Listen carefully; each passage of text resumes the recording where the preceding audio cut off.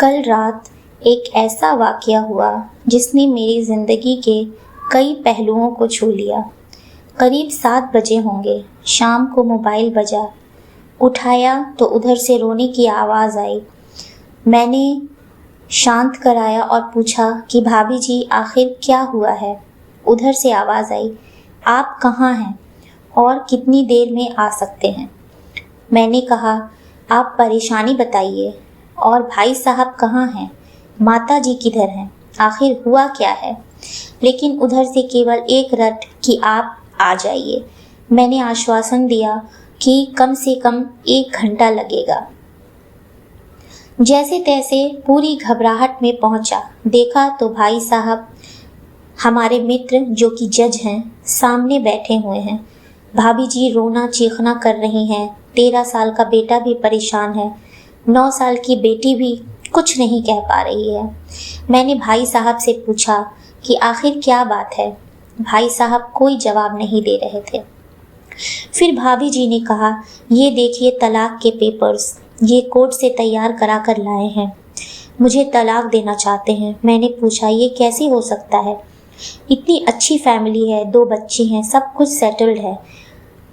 प्रथम दृष्टि में मुझे लगा ये मजाक है, लेकिन मैंने बच्चों से पूछा, दादी किधर हैं? बच्चों ने बताया, पापा ने उन्हें 3 दिन पहले नोएडा के ओल्ड एज होम में शिफ्ट करा दिया है। मैंने घर के नौकर से कहा, मुझे और भाई साहब को चाय पिलाओ।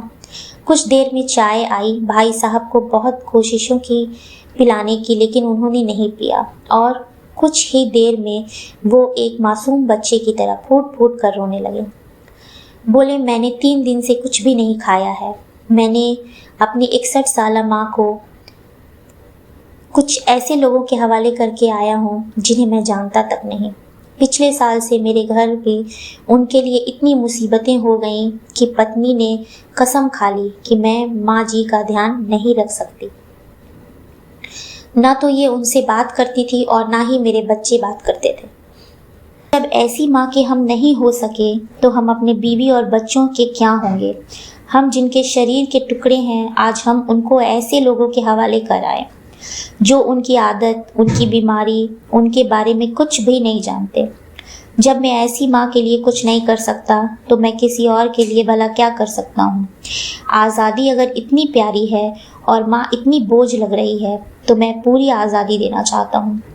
जब मैं बिना बाप के पल गया तो ये बच्चे भी पल जाएंगे, इसलिए मैं तलाक देना चाहता हूँ। सारी प्रॉपर्टी इन लोगों के हवाले करके उस ओल्ड एज होम में रहूँगा। कम से कम मैं माँ के साथ रह तो सकता हूँ, और अगर इतना सब कुछ करके माँ आश्रम में रहने के लिए मजबूर है तो एक दिन मुझे भी आखिर जाना ही पड़ेगा। माँ के साथ रहते रहते आदत भी हो जाएगी। माँ की तरह तकलीफ तो नहीं होगी। जितना बोलते उससे भी ज़्यादा रो रहे थे। बातें करते करते रात के 12:30 बज गए। मैंने भाभी जी के चेहरे को देखा। उनके भाव भी प्रायश्चित और ग्लानि से भरे हुए थे। मैंने ड्राइवर से कहा, अभी हम लोग नोएडा जाएंगे। भाभी और बच्चे, हम सारे लोग नोएडा पहुँचे। बहुत ज़्यादा रिक्वेस्ट करने पर गेट खुला। भाई साहब ने उस गेट कीपर के पैर पकड़ लिए। बोले, मेरी माँ है, मैं उनसे मिलना चाहता हूँ, उन्हें लेने आया हूँ। चौकीदार ने कहा, क्या कहते हो साहब? भाई साहब ने कहा, मैं जज हूँ। उस चौकीदार ने कहा, जहाँ सारे सबूत सामने हैं तब तो आप अपनी माँ के साथ न्याय नहीं कर पाए, औरों के साथ क्या न्याय करते होंगे साहब। इतना कहकर हम लोगों को वहीं रोककर वह अंदर चला गया। अंदर से एक महिला आई जो कि वार्डन थी। उसने बड़े कटीले शब्दों में कहा, 2 बजे रात को आप लोग ले जाके कहीं मार तो नहीं देंगे? तो मैं अपने ईश्वर को क्या जवाब दूंगी। मैंने वार्डन से कहा, आप विश्वास करिए, ये लोग बहुत बड़े पश्चाताप में जी रहे हैं। अंत में किसी तरह उनके कमरे में ले गई। कमरे में जो दृश्य था उसको कहने की स्थिति में मैं नहीं हूँ।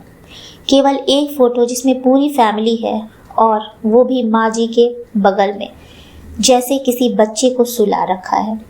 मुझे देखी तो उनको लगा कि बात न खुल जाए, लेकिन जब मैंने कहा हम लोग आपको लेने आए हैं तो पूरी फैमिली एक दूसरे को पकड़कर रोने लगी। आसपास के कमरों में और भी बुजुर्ग थे, सब लोग जागकर बाहर तक आ गए।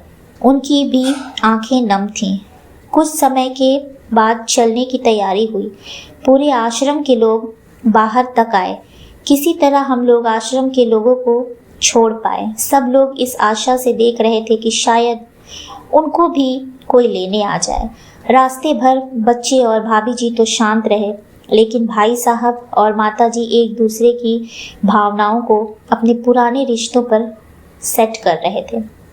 घर आते आते करीब 3:45 हो गए। भाभी जी भी अपनी खुशी की चाबी कहाँ है ये समझ गई थी। मैं भी चल दिया, लेकिन रास्ते भर वो सारी बातें और दृश्य घूमते रहे।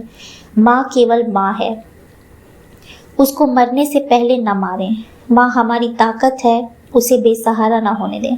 अगर वो कमज़ोर हो गई है तो हमारी संस्कृति की रीढ़ कमज़ोर हो जाएगी। बिना रीढ़ का समाज कैसा होता है, किसी से नहीं छुपा है। दोस्तों, अगर आपको मेरी ये स्टोरी अच्छी लगी हो तो प्लीज़ मेरे चैनल को सब्सक्राइब कीजिए, मेरी कहानी को लाइक कीजिए और शेयर कीजिए। Thank you.